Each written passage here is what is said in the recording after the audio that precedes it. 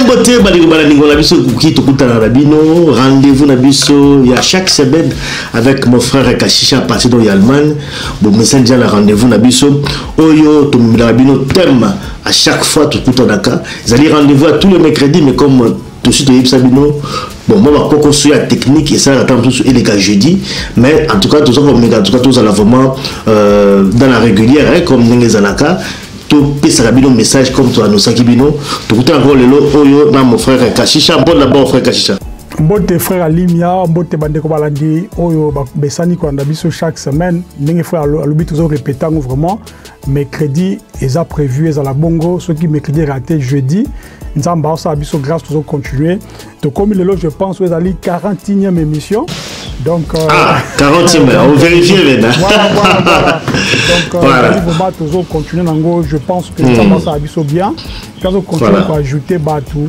na kati ya makambo to sala et puis surtout tout le monde va fruit nango sur bandi et comment on a vraiment na aux moi de communiquer peut-être avant to banda ceux qui frère à fongoli intro pour tout ça là moi communiquer avant que na continuer merci frère merci bandeko. D'accord, maintenant c'est quand même moi thème et émission comme ça peut ça communiquer avant de développer en gros. Alors, thème émission la biso lelo ezali comment éduquer les enfants. Ndenge to éduquer ba na biso pour le contexte autour de surtout dans temps où il y a Android ezali vraiment évidenté, il y a ezali thème oyo to développer encore lelo parce que problème oyo éducation ba na biso ezali problème assez crucial. Oui, surtout à la Katia Poto, ma famille est venue confronter le problème de l'éducation à Bana. Et bien, on a fait développer un émission d'Abisso, Ndengeni, Toki, Kokol Saban, Abisso, Koéduquer Ban, Abisso. Il y a moi, en tout cas, il y a des thèmes, il y a émission d'Abisso, il y a des conseils, ma parole, il conseille Bisso. Je crois que, Batunios, Oyo, Bazali Nabana, Naba, peut-être, projeter Babota Bana, Bazali concerné, en tout cas, dans ma terre, tout copé, ça l'est là. Alors, frère, quand j'ai senti que le Banego, le besoin de communiquer, on peut d'abord communiquer avant tout côté la carte émission d'habitude. Alors dans ça on a communiqué tout ça là souvent sur les Cambozali tout le bien avant émission pour bande ko attentif puisque des fois tant sur na katikati to na suka ba to sur ba 445 comme na suka mais na bande les mounies ça on a besoin aïe ba qu'est-ce qui ba bani ba lo ba on ngana ça communiquer oyo et vous a souvent bon sur le Cambozali tout le bien avant. D'abord, communiquer à Liboso Ali par rapport à l'émission de ça qui n'a frère Ali Mia Otobaki. Est-ce que Koye ba Bible, parole de Dieu fait de toi un enfant de Dieu? Je pense que l'émission a paix sur ça qui m'a rebellé, c'est-à-dire pas trop de polémiques, parce que ça est tellement clair que bande va comprendre qui merci pour na ba comprendre tout, ba comprendre peut-être que non il faut Koye ba payer le banzambe mais il faut quand na nzambe, c'est-à-dire na Saint-Esprit que vous na carte sanctification pour na osala réellement agréable na mission nzambe.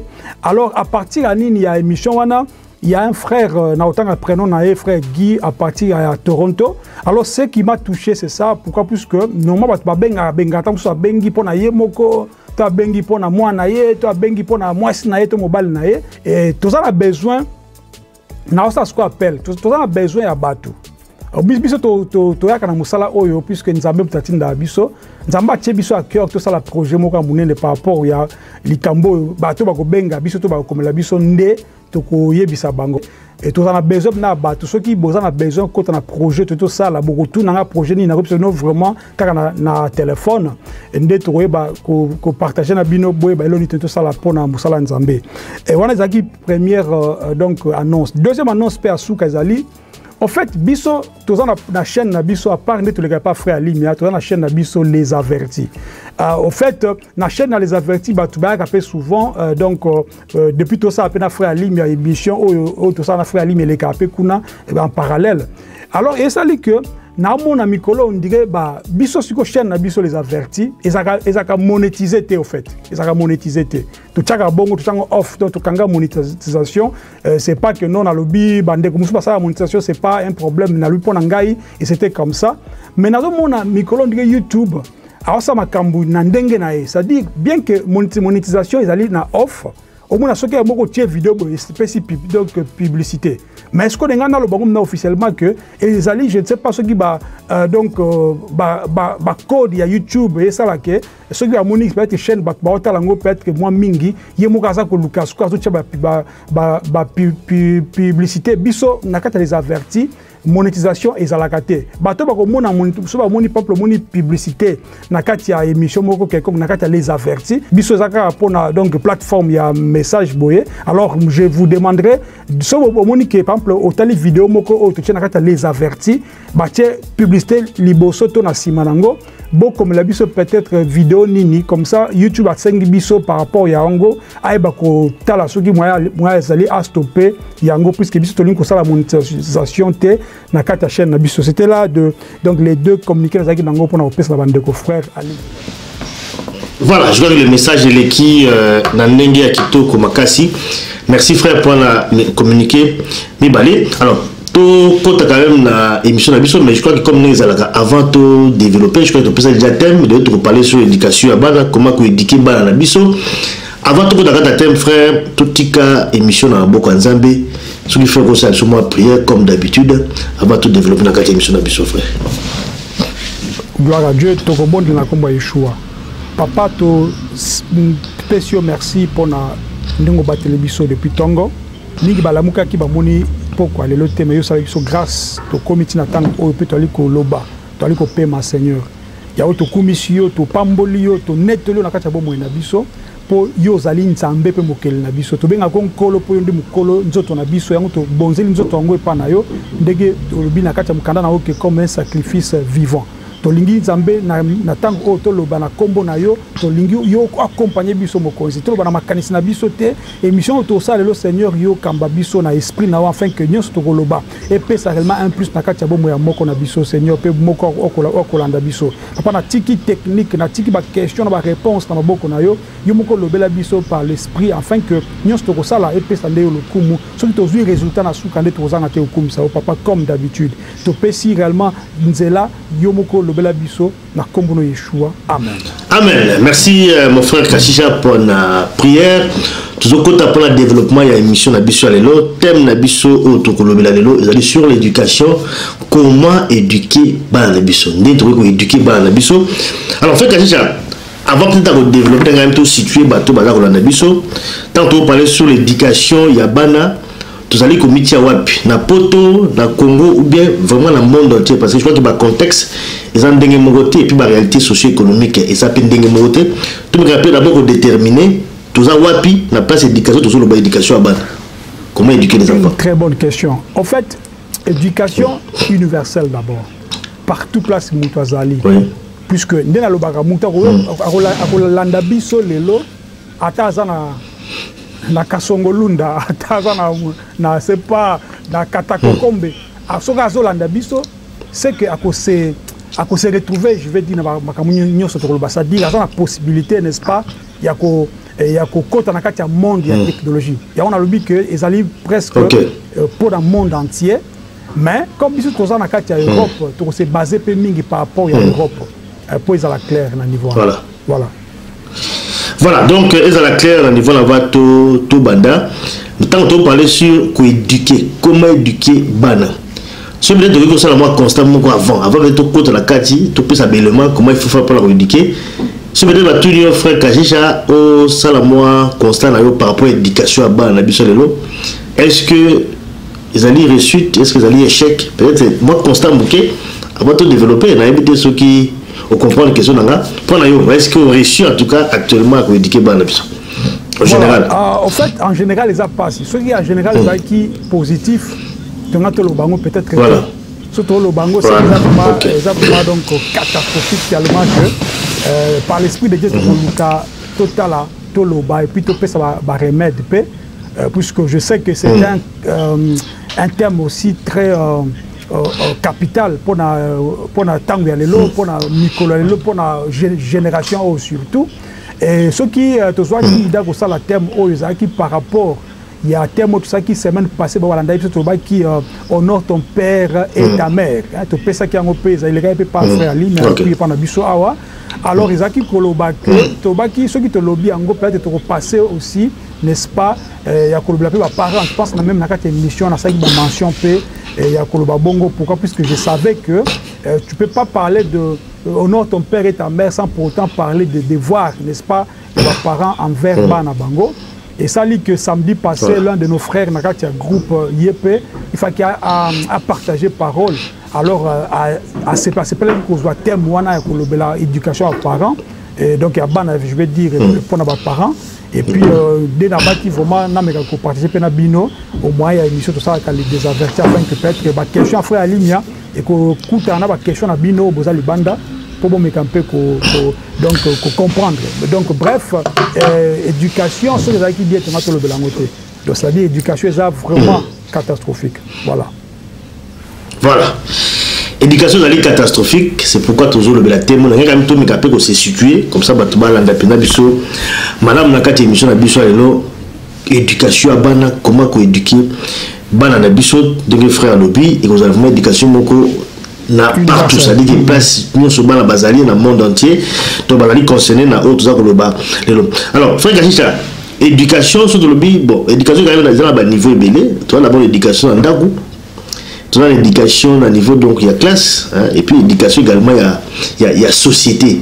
C'est-à-dire que je crois que parfois ils ont un peu moins, comment dire, compliqué à niveau là, mais le lot a toujours parlé sur l'éducation dans un cercle familial. Ou alors, comme on peut ça, mes parents, éléments, comment est-ce qu'ils peuvent encadrer la bango, même en dehors, n'est-ce pas, en d'accord. Voilà, donc déjà, tant que tu as l'éducation, tu as les parents, donc tu as sous-entendre qu'ils ont d'abord l'éducation à niveau famille, d'abord.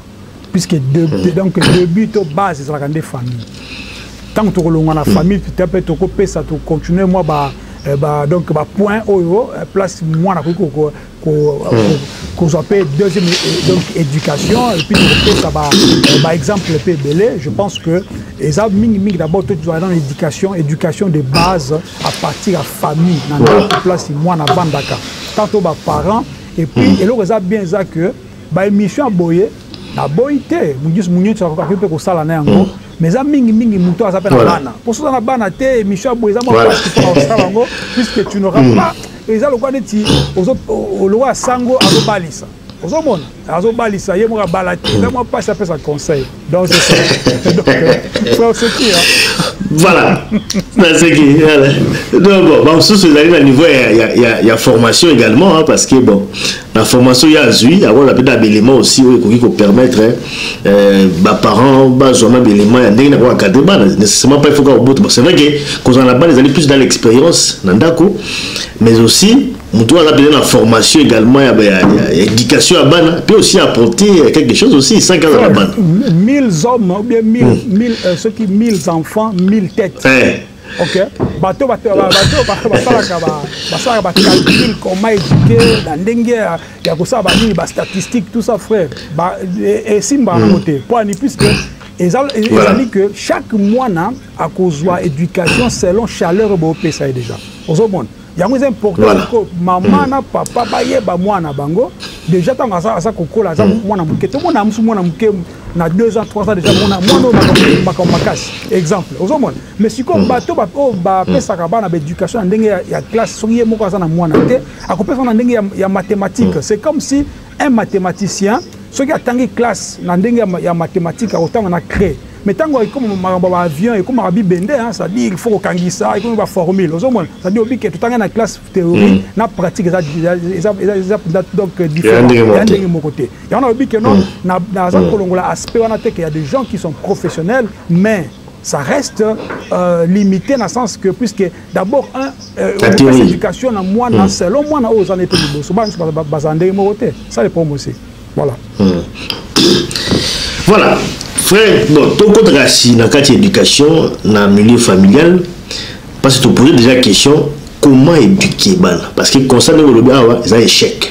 En général, échec, toujours raté l'éducation à Bana, en général, à la poto, surtout à la poto, je crois que Ezali effectivement fait aspect belé au sala qui tout raté éducation peut-être to un peu ko le belango en moi parce qu'il faut quand même que yeba mabe si Ezali pour corriger donc mabe Ezali est belé ou au sala qui aujourd'hui a tout raté éducation donc il y a ba na biso frère mais maintenant comment tu veux éduquer? On va poser la question dans le milieu familial comment est-ce que mes parents vont éduquer bana?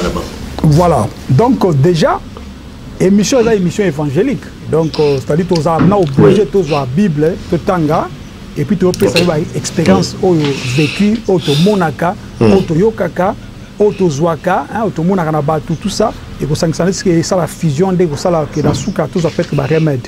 En fait, la Bible déjà tout le monde dans Proverbe chapitre 22 verset 6 c'est le but que donc kolisa mwana ou bien la kisa mwana nzela kolanda potanga kokola abungate.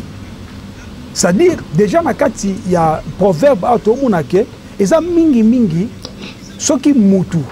Je parle d'abord des chrétiens, puisque photo Kabolango peut être très important, parce qu'il y a d'autres qui diront, mais si vous parlez des chrétiens, moi je ne suis pas chrétien, tout ça, on est comme mais donc ça les fort pour le parents en général. Mais comme Bissou tu as dit, en général, Yeshua, tu as obligé, tout cadre d'abord, donc biblique, mais mais un peu pour faire exemple selon expérience mouké on zambé à sali que toye babé to mona.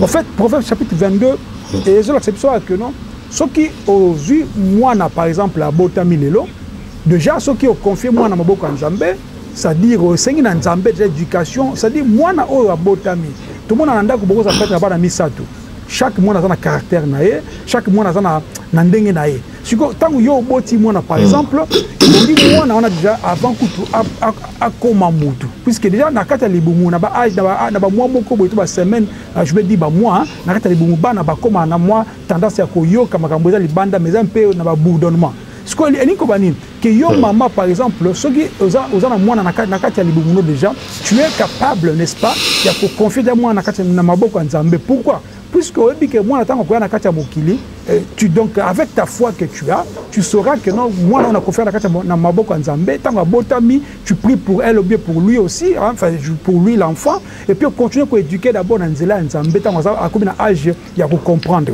mais entre temps ceux qui moi azamuke et sengaka éducation et vous peut être à partir de 2 ans 3 ans c'est-à-dire moi à partir de 2 ans 3 ans comme on a moi ma mentalité c'est-à-dire il y a balamso mon appelle au PCB donc biberon boyena âge il y a 1 an 2 ans mon a silika moi qui on a ndenga kanda et ça déjà ils ont ah moi na oyo donc tu as besoin de éduquer comment pour bloquer à ça la montée puisqu'à force ça veut dire que ça on a âge à 1 an 2 ans et que nous avons zo cola et le connaît ko cola et comment et bandaki bidon que biberon après comment libanga na ba voiture ba tout plus tard donc c'est une fois que non tant que maman to papa il faut observer moi parce que tu na ndenge ya professionnel c'est-à-dire batala basala ba ensemble ba observer bana il faut papa to maman d'abord observer moi na oyeba moi na yo azandengini avant que obandasko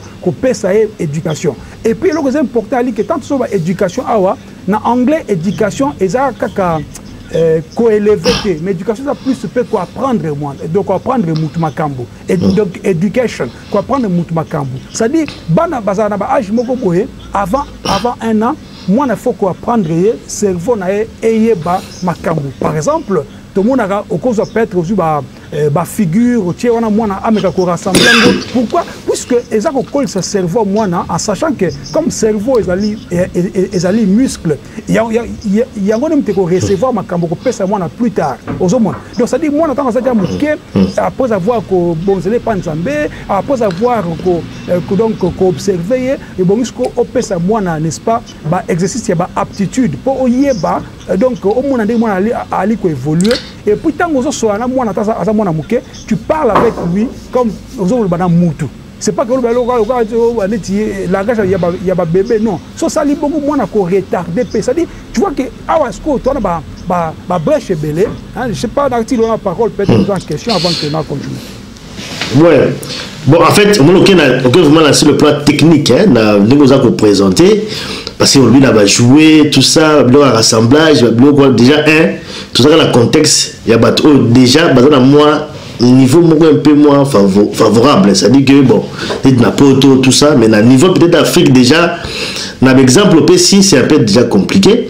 Et puis, on a évité, tant au lobby, moi, mouké, azobanda bajia ko bois kabiloko ya kosala bo il faut ko mais na façon wana surtout un exemple kaka wana moi so abandi bongo mo agressivité ninga ko monana par kosala nini na niveau d'abord tout qui doit la pour soulever wana parce que quand même aussi c'est pas aussi facile par rapport à ça hein.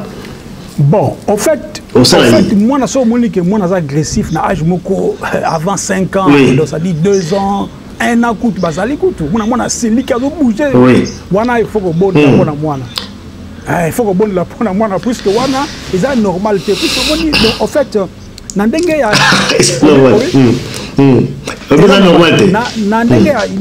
il y a standard mutu agisaka na makambo monaka nandenge standard puisque babi que na chaque règle il y a toujours d'exception mais nandenge standard donc mutu nyonso ezala mukolo za mwana muke donc à sala makambo o monaka ce qui te na mokili par exemple tout le monde qui bakata kamandefu koto batiki koto moi ba tout ba normal ba kata bongo mais comme ça bongo te ba balandis ko te ba tout masala ça dit moi na muke akoki jamais ko copier le ko ya monité ça dit il faut mona le comme bongo mais ce que monique moi na asa ko agir na ndenge moko boy ba kanda tout ça moi na ko il faut moi na à tout prix ko bonde la pona yé puisque tant que ça pas démon tant que ça pas lien obi que banamike bah ça peut porter entrée hein comme belé dans monde il y a oui donc puisque du fait que non donc bato musuba ngana luka bana et pas nganga mon appelle nganga pas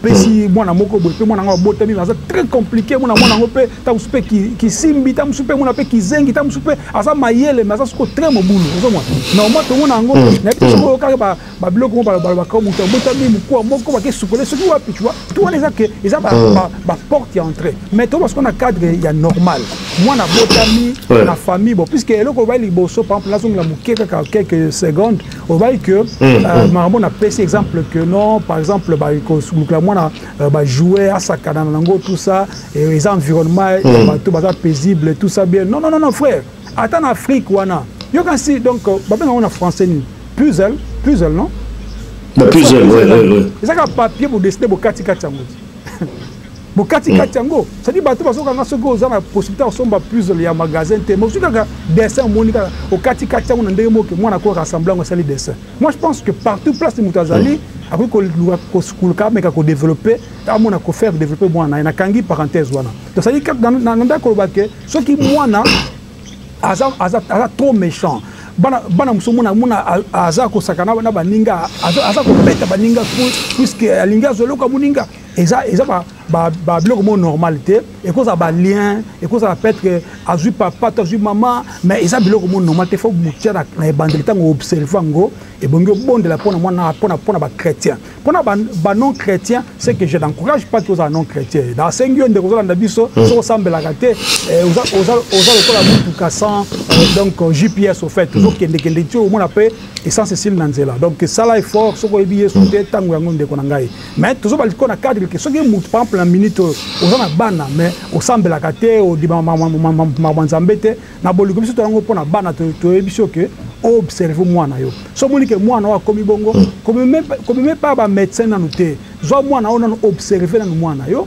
tala esiko est-ce que ça là pourquoi après ça ko une réponse oko lukape aide na bandeko na kati ya cadre familial cadre donc il y a comment dirais-je il y a baninga ou basape na bana ba meka peut être ko aider yo pourquoi pas kutu ko pe comme la biso ta sto ko biso pende ndeni ko sala donc bref mwana oyo aza bongo frère ezaka mingi sot ba démon ou bien mwana nazali na ba lien moko ezali na kati ya famille sali ke kangi pe mwana donc bakanda tout ça voilà. Mais fait par rapport à parce que quand même je dois réagir un peu mingi na pour le oyo parce que nous sommes dans la situation à parents aussi hein? Donc agressivité à moi là dépend également est-ce que mes parents aussi papa et maman un climat apaisé aussi dans d'accord. Ça aussi c'est aussi important, ça peut influencer aussi l'éducation à bas donc on l'agressivité.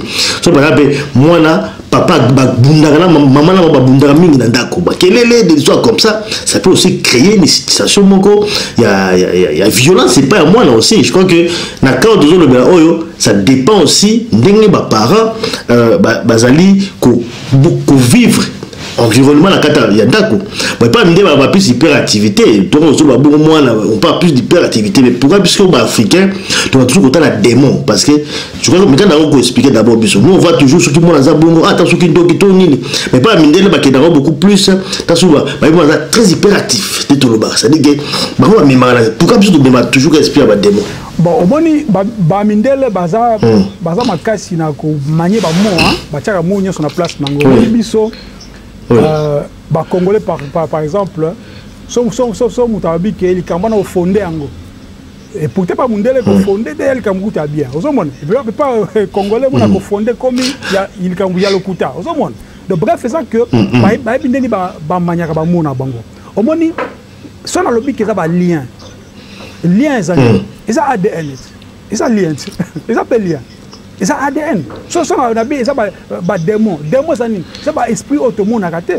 Automone à rater puisque mon mindele pour me ça que basaka tant que vous avez un problème yo moko par exemple a existaka. Et ça difficile on dit m'a que ba démon donc ba existaka. Na sens wana. Mais na kati monde frère obi to cha mindele te. To voir mindele misusu. Puisque makambo ya nzambe kasi ba mutu bayana ngoti.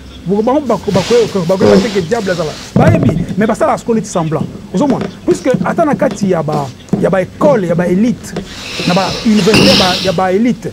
Balaksaba depuis basa bana mike ba biloko moko boy ndeni bako sala ndeni bako bana ko comment dire que se comporter depuis âge muke tout monde même na bamboka niti bamboka communiste niti ba Chine wana mona muke mona 5 ans ba PC ba travaux moko boy manuel makasi makasi pour ba kembisa mutu na ça dit muna mutu ayebi ka ba sala pona atteindre but moko boy mais soko monique mwana yo azali makambo et ça normal tel ko bana nsu ndenge bazalaka biso ko en tant que ba chrétien total donc donc na deux mondes parallèles monde physique to bina ndenge ya ba lien ou beto be ngota ADN ça dit makila ndenge zala comme na mutu so biso famille na biso to za makasi exemple ou be biso famille na biso to sala ça dit ba ça ba ADN na papa ya koko et ça na kati na bango to be ngba lien bien que dans le monde spirituel, tu as cassé les liens, ça dit que aux gens na makila famille on a menzamba ça lié grâce que comme bien soit. Il y en a dit que on a moi expérience que tout ça na katia milieu familial, tout milieu je vais dire même temps tout temps bola tout monde a que bana obazaka mingi bongo et ça ka biloko mingi za biloko spirituel. Ça dit so moni moi na za bongo yo papa osambelaka yo maman osambelaka avant kende poluka aide libanda prier pour na mwana wana et donc nzamba ko sala au fait, c'est ça. Bon frère, mais tout bien un peu que bon, tout vraiment repère parce que moi sur Azali boy, moi sur Azaboy. Mais quel est peut-être le comportement? Je crois que d'abord la base voilà. Quel est le comportement où tu dois observer par moi là, tu vois le comportement normal pour la moi âge voilà. Parce que c'est ça aussi le problème, il y a retrouver repère un comportement normal.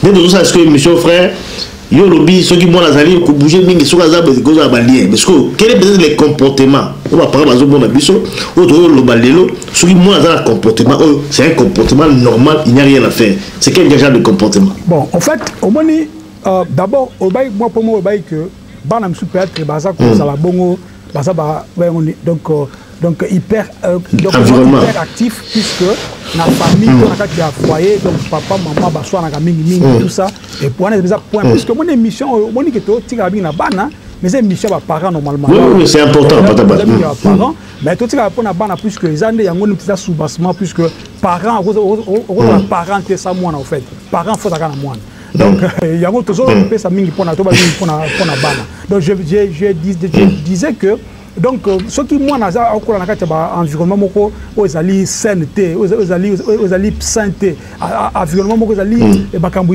ya bien te ko finga ko beta tout ça bana na to mona na suka mona akobeba na ye bon par exemple alors ce que na ndenge ya cas normal c'est à dire que papa ozano bien maman peut ozano bien mais moi na suko ko boti asa makamoko beza normalité. Par exemple, on a ndako mobwe bana mo ba matamata na ba kiti ba miboka na ba bele. Eza biloko normalité.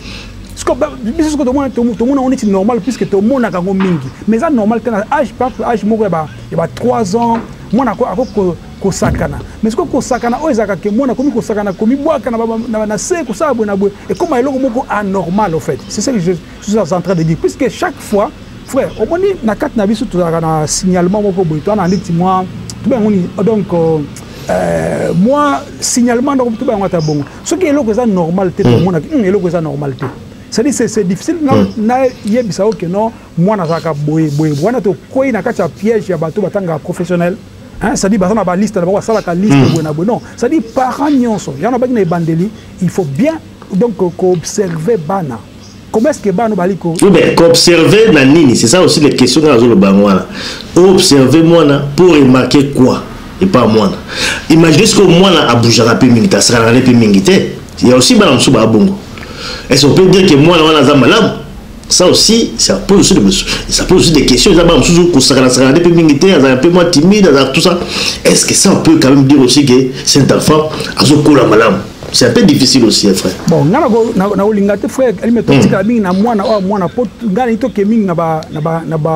tu es passé au bandit, parce que vous posez problème, parce que tant on parlait sur moi, mon boulot, moi, je suis sorti dans le normal. Tout est dans le si vous avez sauté en mais ce que vous avez boulouté.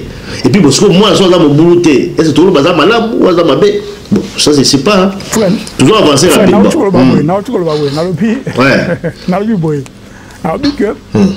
Toute situation, aux semblait d'être normale. D'abord, il y a observation. Mais toute situation qui semble être anormale, nous sommes dans le bon sens à comprendre que c'est la normalité. Calme, ils appellent normalité. Mon boulot ils appellent normalité. Il faut avoir katikati.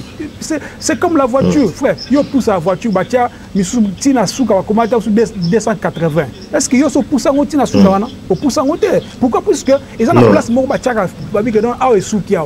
Parce que l'équipe si moteur est bêti. Parce que nous sommes dans le bon sens tant qu'on pousse au cas sans voiture na yo.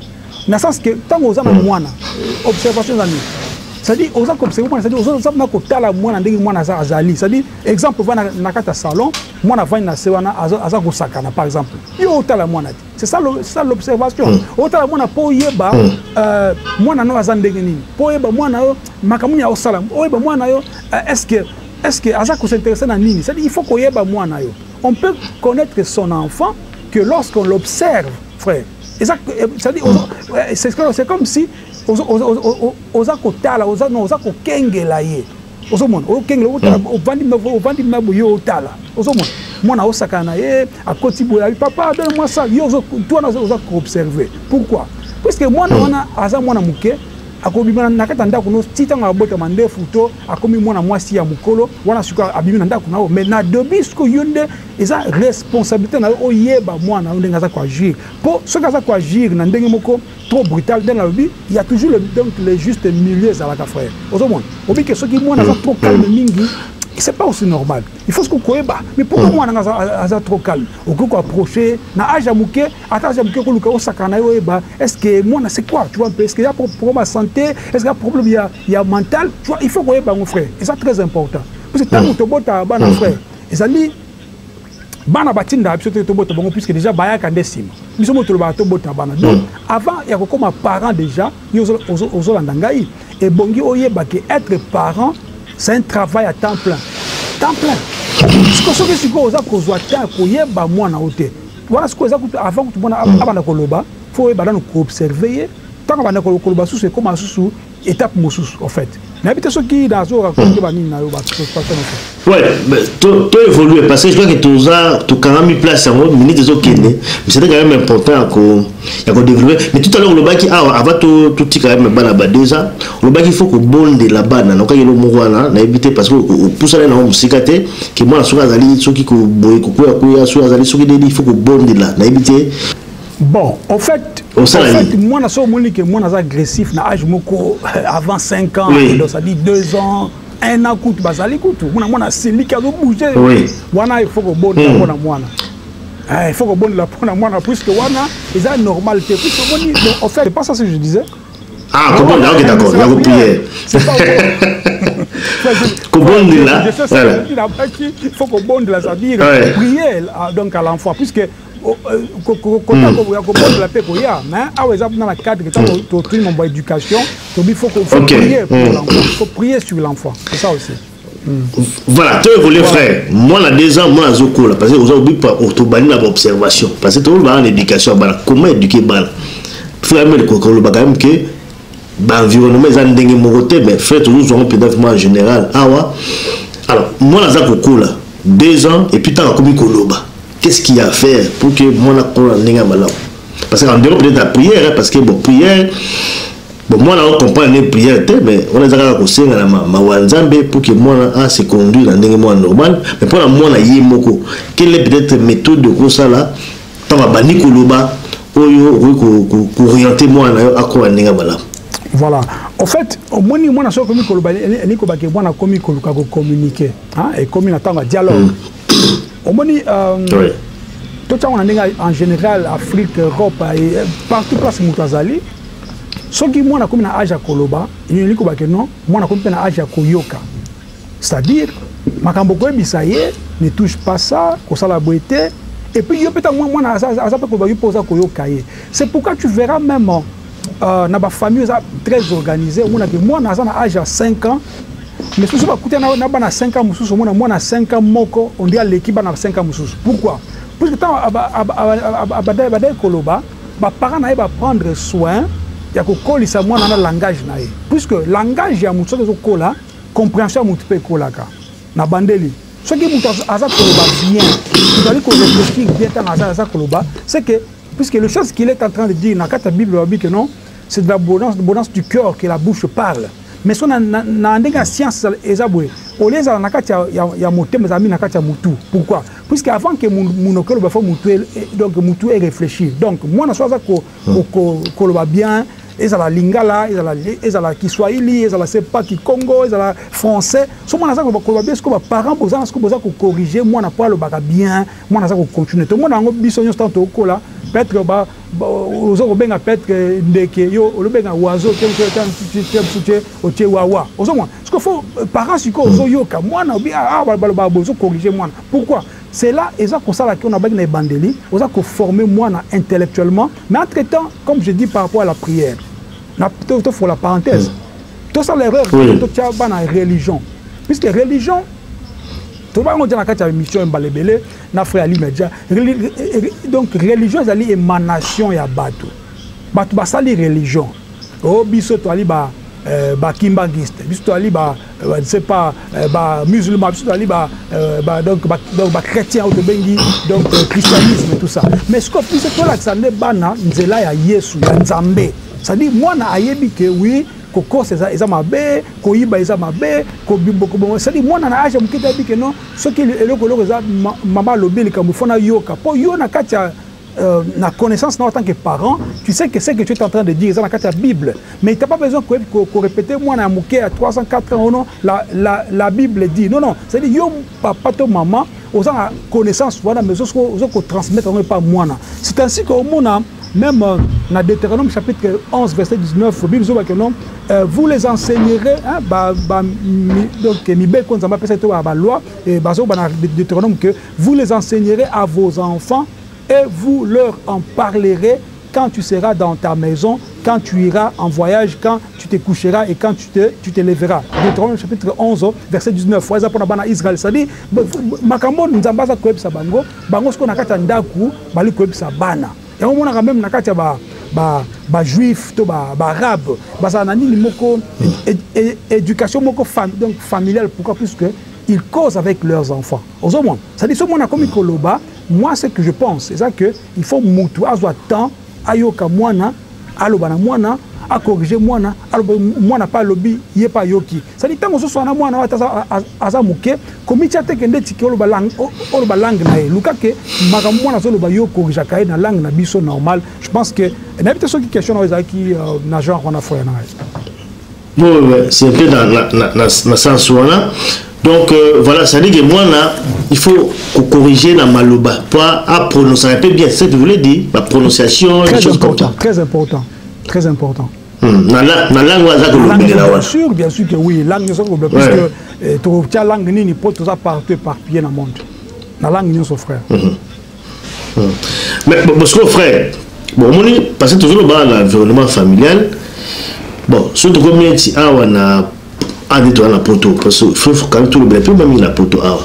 Parce que nous, moi, déjà 2h30, comme on dit dans la crèche, tout ça, beaucoup n'a payé, bon, ils ont aussi l'éducation, et puis dans également, éducation également à parents. Bon, nous sommes comment est-ce que papa peut concilier, bon, parents vont concilier nous sommes parce que ce n'est pas aussi évident, parce que des coups dans la crèche, na anandako, et vous appelez des dengue mogoté. Na ndenge bilo nga bo memelaye, na ndenge na bo memele pe na crèche, parce que ça veut dire peut-être na bala mususu également. Ça crée aussi une autre éducation. Comment est-ce que concilier nous sommes à toujours la compter c'est à poto d'abord. Parce que toi la poto. Tu vois frère place à ce que place marambo bandi awa yangoana. C'est-à-dire séparation wana entre moi na ndako na moi na libanda. Et ce que vous remarquez bien, moi na nyon ce soit qu'il y a crèche. Par exemple, si on a fait comme ça une semaine, donc allez la négag. Ok, ticket bo azolé. Puisqu'à ce moment on a dit, bo ticket na maboko batbo a habité.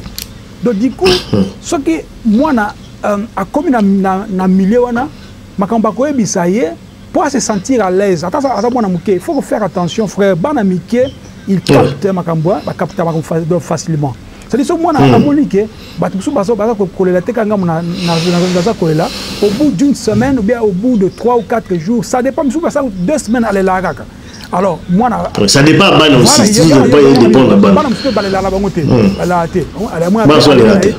mais je me rappelle, quand on a une classe na lela qui mais na qui comme qui umela qui na qui mal à l'aise na son randa puisque ils a problème que ça dépend pas mais moi na nyons tout ils a première expérience moi sur ça là ce que na kati toi ce qu'on a poto OK na kati il y a crèche au tiki moi frère nous avons comme chrétien d'abord il faut oyeba que moi na ozo kende pas muto yo ebité ou bien état d'âme l'éducation le avec les homosexualités donc tant que ça bana webi genre na été puisque avant c'était masculin féminin comment masculin féminin puis autre donc ça dit au batté alors il faut d'abord otika mwana na maboko nzambe pourquoi puisque Dieu garde nos enfants Dieu protège d'abord le caliboso pour les chrétiens déjà. Dieu garde nos enfants, Dieu protège nos enfants. Puisque moi, dans mon âge, tu ne peux pas, il y a que ce principe, ok, boy, c'est pas ça libre, ça va boiter, et ça passe à comprendre. Mais du moins, ce qui moi, na suko, aza, na famille ko ba sambelaka, botiki na maboko nzambe na bato ba ko na kambaye. Entre temps, bozo continuer n'est-ce pas ko observer moi na botala. Est-ce que changement est salamaki tant moi na abandaki crèche? Est-ce que ce changement est salami d'une manière donc négative mais positive? Tu vois? Ce que tu as d'une manière négative. Il y a tant que parents, on a droit, n'est-ce pas? Il y a aucune crèche au Yéba. Qu'est-ce qui se passe? Bon, ça va on dit. On a même dans la crèche, parents vendus au talent ça qu'on s'est déroulé pour Yéba. Qu'est-ce qui se passe? Ça dit frère. Et c'est ça qui a investi temps. Il y a un moment très important, c'est que moi je vais dire ici. Ma famille mingi, éducation pas nébé pourquoi puisque papa salaka, maman salaka, temps plein. Boké botik ba na crèche boké misala. Bozuba na 16h. Oh, na 16h wana ta bozuba na boké na ndaku kolamba kolia kolala, moi na lali na tongo bolamuki boké. Et puis après, on appelle dimanche, le bozo temps ya ko va na ndaku boké ba mangomba na bino. Boké koleksa suba temps après lundi. Donc jour pe donc quoi dire semaine pe et comment ça zéro. C'est-à-dire boza ko rater époque donc période moko bobi épisode ya ko kolisa bana. Pourquoi? Puisque vous n'avez pas le temps. Donc, à partir de là, il faut que ceux qui ont la crèche, bien sûr, ils apprennent à alléger ma famille. Mais ils appellent que ma famille va comme négligent. Pourquoi? Puisque pour naïa on dit que oui, maintenant si na cause on a temps plein, c'est que je ne refuse pas. Mais ce qu'on dit na bana, tu dois avoir le temps pour les enfants. Ce que et là liboso tu bandit que donc à cause il y a mauvaise éducation ça d'abord manque il y a temps autant passer na bana biso. Frère à toi. Effectivement, comme dans le bac de contexte autre réalité socio-économique, il y a aussi ça que joue vraiment makasi sur l'éducation à bana biso, mais surtout dans le domaine car bana miki, en tout cas sur le domaine na biso en Afrique, parce que en Afrique peut pas dans biso, en tout cas on va crèche. On a toujours l'habitude parfois de confier bana soit à maman moi famille, tant sur la tante, tant sur moi soit tata moi si, tant sur la bonne comme l'église à la carte, on oublie à s'occuper plus de la banane. Là aussi, il y a aussi un souci dans le cadre parce que on oublie un spirituel. Tout le monde en Afrique, banane peut pas avoir qui ndoki lorsque confier à banane la bateau sous peut-être il y a bêta dame na bangode. Mais peut-être à niveau Afrique voilà. Bon, je crois que mes parents, bon, dans ce moment on appelle temps mais ba confier à mingi banane na bateau à misala, ba membre soit famille quelque chose comme ça. La place là le rôle là. Bon frère, au moins ba démon ton esprit il y a Afrique qui apporte la couleur moko. Sauf que bateau va porter ba démon ba œuvre différemment. Na pèse exemple la bique que moi na crèche, il faut que bana d'abord que tika mwana na maboko nzambe puisque place à kweli to éviter mouton azanani. Je me suis limité dans le sens il y a homosexualité tout ça.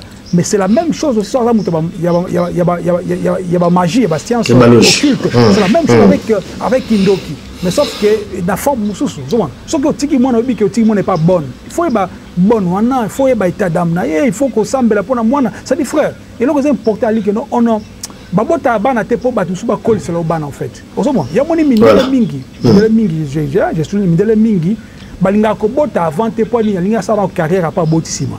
Ce n'est pas et là on a encouragé ça mais on va ça la puisque ba yebi que baza na tenter osomo parce que biso siko ba africain en général hein, mais il y a des exceptions aussi et ça là que mutu azo bota azo tenir compte il y a ba paramètres en até et en Afrique et en poto au monde que comme niveau moko bana ba comme siko leti délaissé osomo puisque maman ta oza yo moko osala musala je vais dire qu'est-ce que je vais dire oza marié au vanda nanda osala musala te na Afrique oza na bat pas ko aider yo mais au moins que moi na oza ma quantité éparpillé c'est-à-dire l'enfant n'aura pas une bonne relation avec yo point puisque alors passer temps ming na yo te d'où tant comme na âge de rébellion pour âge frère âge on est alaka tant comme âge il y a rébellion ce qu'on rata qui ba 5 ans 6 ans 7 ans 8 ans 9 ans 10 ans et comment passe pour redresser pourquoi puisque akoyo que la yo les sous-souté et ça le cola et ça le cola bon tenir à regretter et ça le cola mboa ce que aux mboa ata ça méchant d'engeni mais celui qui dompté déjà ça mouké tout lion mon que lion comme le quoi mboa bien comme le quoi nia ou puisque asa koyo que la yo mais herme comme non so ça les gars erreur mouké bon mon pas sur les sous bon bana pe baza bongo c'est dire moi na et bongo ozo attend na ye ata ozana batu bakokipe mwana me yo moko mukolo mwana o se consacrer mingi temps pona mwana yo o prier mingi pona mwana yo ozala mingi que je veux dire vigilante pona mwana yo et mutnani yaso ko soana mwana mingi et puis bon je pense que ça va bloquer il y a très important batu ba négliger frère voilà effectivement frère bon mon dossier à bana parce que donc il pose dans 1 heure de temps tous allons kan et bandila. Moi je pense que Tokoluka surtout zone Gilango parce que les Camerounais les habitants bana bazo kola tiba comme un niveau d'adolescence tout ça c'est vraiment important parce que ici quand on a tout ça qu'on raté mingi na place voilà je crois que Tokoluka zone Gilango parce qu'on n'aura pas l'état de tout parler l'élo sinon ça sera vraiment ça sera trop dépassé le niveau atteint ah tout ça le niveau ya bana bana miki donc bana miki le niveau à crèche ça veut dire que tout comme dans le coup de niveau à l'écoloté donc on a proposé c'est que tu revenir un peu sur ce thème là mais peut-être avant tout ça alors tu as parlé sur le contexte où la carte famille papa na maman bazali c'est quand même important mais ce qu'on a la famille monoparentale tant toujours maman yimoko na bana parce que là ça change un tout petit peu aussi hein ça dit que maman yimoko azana bana ye mona muki azukola est-ce que pour une maman ou azoboko la bana yobi mwana yimoko et singila sala nini est-ce que ça toujours qu'on suivre kaka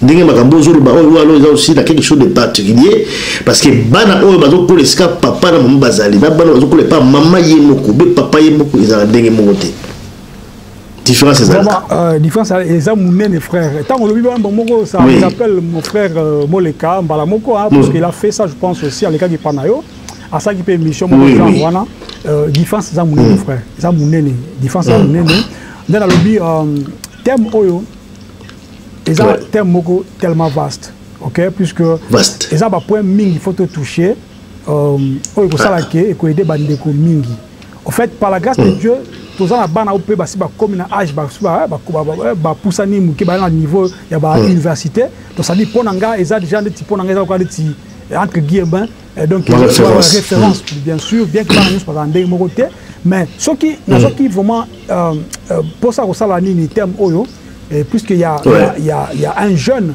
pour ne pas masquer un peu ni na genre na dit qu'il y a un jeune a que non pas cacher tu sais pas combien de enfants il y a famille africaine qui souffrir pour l'éducation ça ne correspond pas avec ce qu'ils vivent. Déjà avec deux parents c'est déjà difficile. Bon parents mon frère. Moko. Ça parents moko c'est très très très très difficile. Maman olingi ba non ndenge nini mais ils a pas si ko puisque ceux qui moi na za kozwa balance wana te que puisque ça mo tam su yo papa lingo ye biango que moi na ko ya pas sengelo ko yo boya ke pa maman ozomona siko imagine que maman zaka yemo papa zaka yemo ko moi na ye pas no boya ke donc avant la chambre d'ami kangeli à se renfermer et puis ainsi de suite ça naît et botaka na kati ya mwana n'est-ce pas bizali mususu la frustration de moi comme na ba souci moi comme timide donc m'emboser belé donc bref je pense que sur la source dossier oyo so nous avons sous grâce voilà bon prochainement peut-être que tout comme ko faut le même sous partir ya ba âge ya likolo pe tina ndenge bon âge au bogo tika ya ça la vie n'est-ce pas en tant qu'adulte voilà. Voilà, vraiment frère, je crois que la ligne de ce mot très sensible, donc moi cher de poule parce que hello baba les a vraiment facilité de te lobby awa bon, il y a ba situation mingi ya bana poto awa ba maman bazo beaucoup là bana bango moko la ba raison où ils ont vraiment différentes.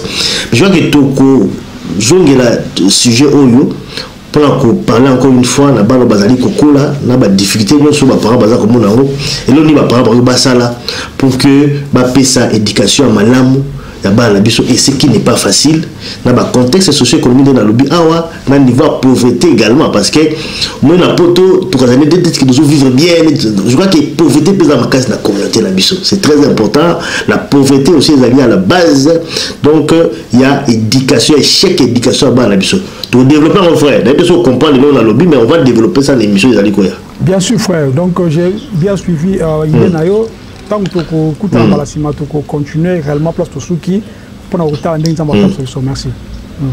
Voilà donc entre-temps on va peut-être comme je crois qu'il y aura des questions il y aura peut-être ajouter encore des choses dans au-dessus de lobby parce que tout le lobby déjà amené il y a beaucoup à dire bon il y a peut-être développer sur la qualité parce que il y a beaucoup il y a vraiment beaucoup à dire déjà tout lobby parce que tout fournir dans la carte mingité mais bateau ma Hollande biso je crois qu'il y aura des commentaires sur ba kobenga on va peut-être également ba suggestion na ba proposition na ba par rapport au biso tout lobby s'ils peuvent encore ajouter parce que tous a un monopole au bateau que biso to yebi nyoso mais aussi ba super fi ba compléter par rapport à cette éducation il y a bana parce que les ont touché biso nyoso tout on va concerner en tout cas le dossier oyo je vois que les alliés débat les alliés ouverts prochainement on va encore revenir sur ça. Merci frère Pachi, tu as été caché sur les deux choses à l'heure à souka pour ça cette émission. Déjà tu commis presque une heure. Moi je pense que tout ça en awa.